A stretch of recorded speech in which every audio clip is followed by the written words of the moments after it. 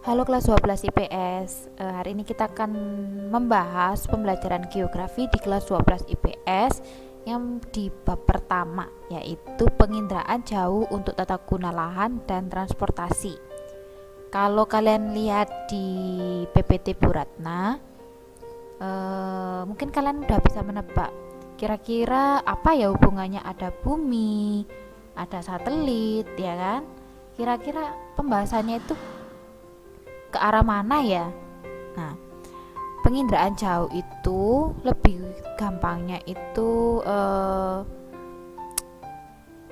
kita akan membahas tentang cara melihat bumi untuk bisa jauh lebih dekat kayak gitu. Dengan apa? Ya dengan difoto gitu. Pakai apa? Pakai satelit bisa, atau pakai eh, pesawat udara bisa.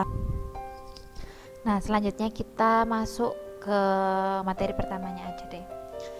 Jadi, penginderaan jauh itu adalah sebuah seni, ya kan? Penginderaan jauh itu adalah sebuah seni atau teknik untuk mengetahui suatu benda, gejala, dan area dari jarak yang jauh dengan menggunakan alat penginderaan. Bisa berupa sensor buatan, tadi saya bilang satelit ataupun kamera tadi.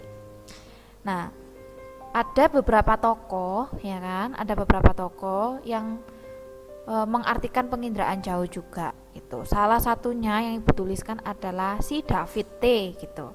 Menurut David ini, penginderaan jauh atau yang biasa disingkat dengan PJ gitu ya. Jadi kalau beratnya bilang PJ, jangan salah. PJ itu artinya penginderaan jauh.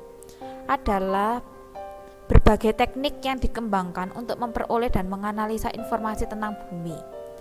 Nah, pada intinya itu seperti yang ibu jelaskan di awal, bahwa penginderaan jauh itu cara, ya kan, atau teknik untuk kita bisa mengetahui suatu benda, ya kan, dari jarak yang jauh, atau kita mengetahui misalnya foto bumi ya dari jarak yang jauh gitu, supaya kita bisa mendapatkan informasi tentang bumi tersebut, keadaannya bagaimana. Salah satunya adalah, nah kalau kalian coba lihat di gambar di sebelah kiri ini ya, kalian bisa lihat ada gambar rumah-rumah penduduk, lalu mungkin ini sekolah gitu ya. Nah, yang paling banget ketara itu yang ini, bener nggak? Apa sih kira-kira ini? Nah, ini stadion ya, ini stadion. Gitu. Dari mana kamu bisa tahu ini stadion?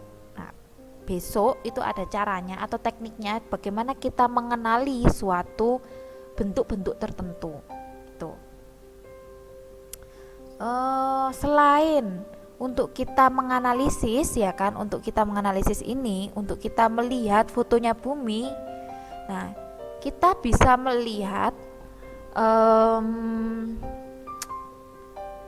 suatu kejadian, ya kan, sebelum dan sesudah kejadian. Nah kalau ini adalah foto hasil jepretan satelit, ya kan, citra satelit. Ini adalah sebelum terjadi gempa Palu. Ini yang ada likuifasi, tahu ya likuifasi ya, yang tanahnya bergerak itu. Nah, ini adalah sebelum likuifasi. Nah, gambar setelah likuifasi adalah seperti ini. Jadi rumahnya ini habis kalau kalian lihat, padahal ini adalah daerah padat penduduk, ya kan? Langsung habis. Nah, ini adalah fungsi dari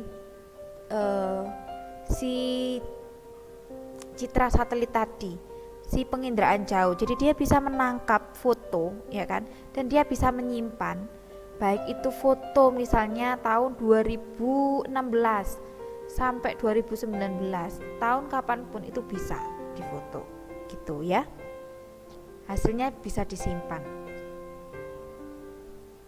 Nggak cuma disimpan aja, tapi bisa dibandingkan apa sih perbedaannya gitu ya. Itu adalah fungsi penginderaan jauh. Jadi untuk kita memudahkan manusia untuk menganalisis suatu fenomena atau suatu kejadian tertentu di suatu tempat atau wilayah. Tuh.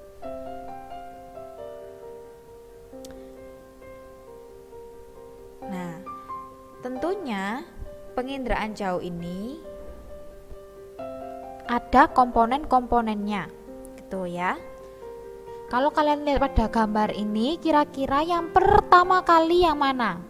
Satelitnya dulu, atau pesawatnya dulu, atau awannya dulu, atau mataharinya terlebih dahulu, atau rumahnya, atau bendanya? Nah, yang paling pertama, yang paling awal adalah matahari.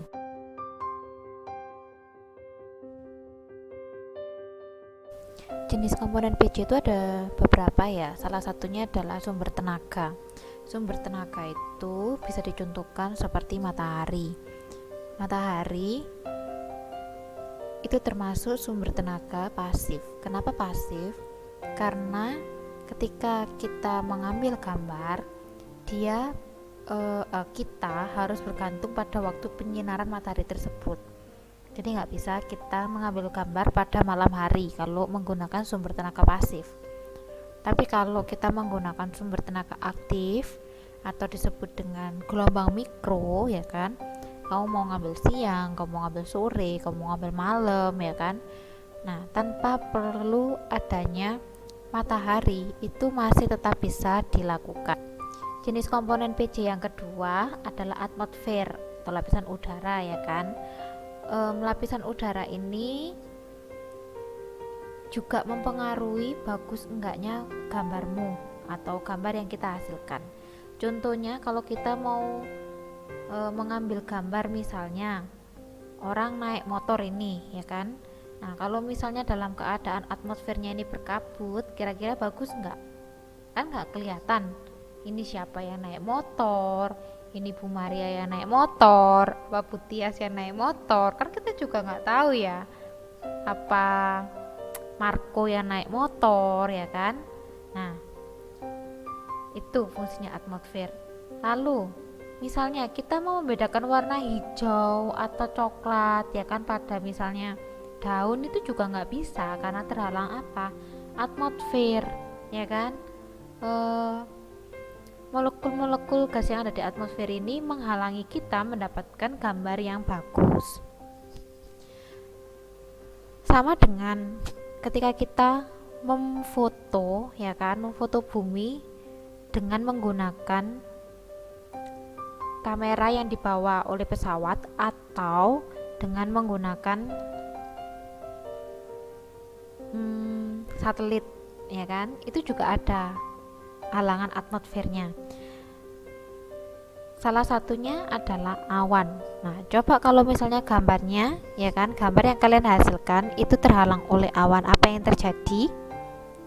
Ya, gambarnya nggak kelihatan. Ini gambar apa sih? Hijau, ini hijau sawah atau hijau hutan atau taman. Nah, kayak gitu. Ada lagi, ini mungkin lebih kelihatan. Nah, ini ada awan-awan yang menutupi sehingga kita nggak bisa melihat di bawah ini ada objek tertentu, yaitu objek apa, ya. Ini masih sawah atau sudah daerah pemukiman, kan kita nggak bisa tahu, kita nggak bisa ngecek karena ketutupan oleh awan. Nah, itu atmosfer.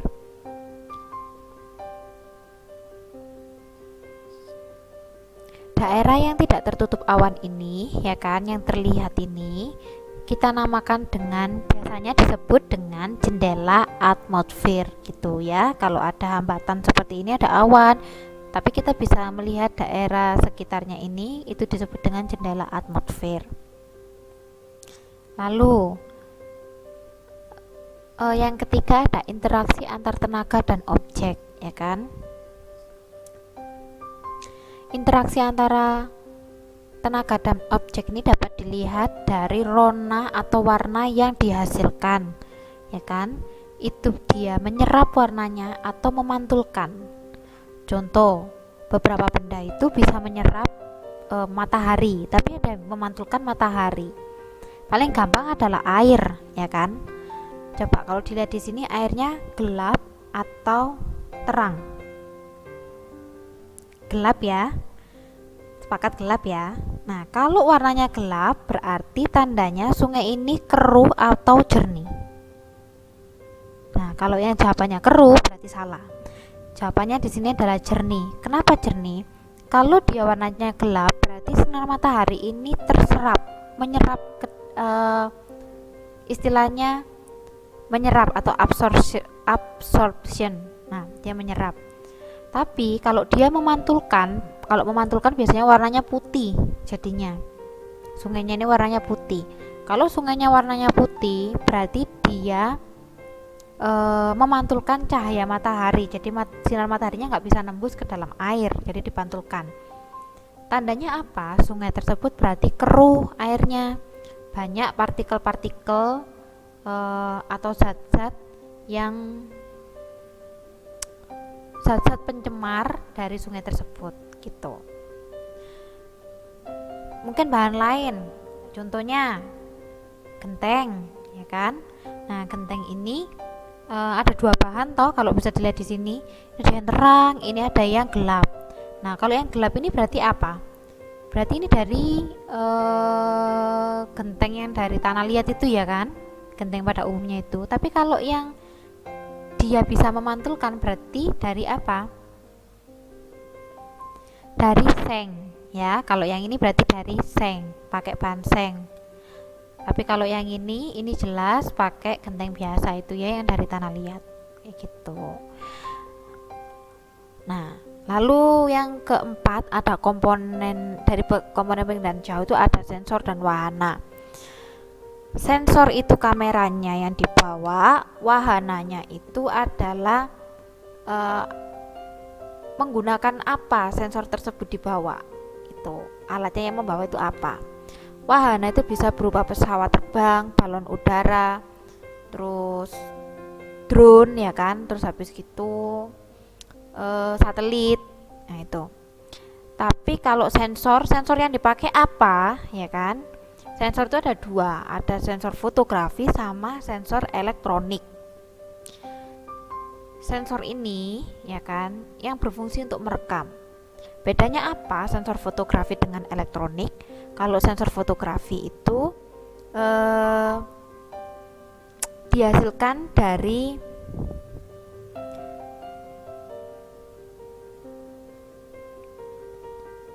foto biasa yang bisa dibawa dengan menggunakan balon udara atau pesawat tadi. Nah, dia juga melalui prosesnya ini kimiawi, ya teman-teman. Jadi kalau kimiawi itu sama dengan gini loh.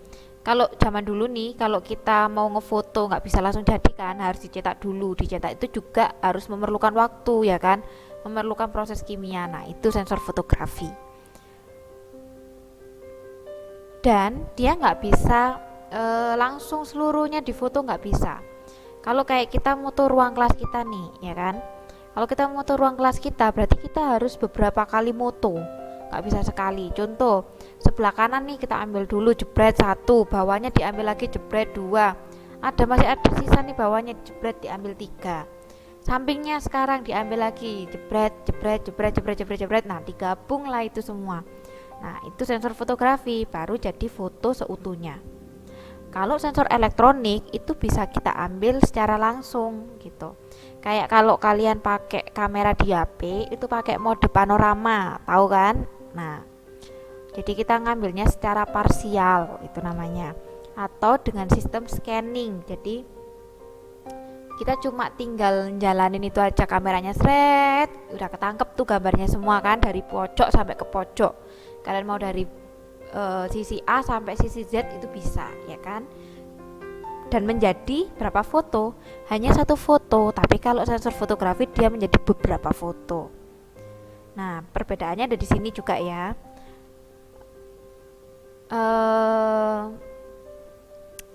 Sudah. Terus, nah, kalau berdasarkan ketinggiannya itu dibagi menjadi 3. Ada yang pesawat terbang rendah, ya, sampai menengah itu 1000 sampai 9000 mdpl. Tapi kalau terbang tinggi itu di atas 9000 sampai 18000 mdpl.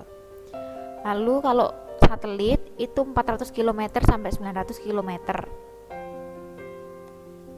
Nah, ini dari yang gambar Ibu berikan ini adalah salah satu sinar buatan yang digunakan untuk merekam atau melakukan perekaman terhadap bumi, ya. Biasanya kita menggunakan misalnya gelombang radio atau mikrogelombang atau gelombang inframerah atau inframerah tampak atau ultraviolet, sinar X, sinar gamma. Nah, perbedaannya di mana? Kalau gelombang radio, ya kan, kita cuma bisa mendapatkan sampai gambar bangunan aja. Tuh.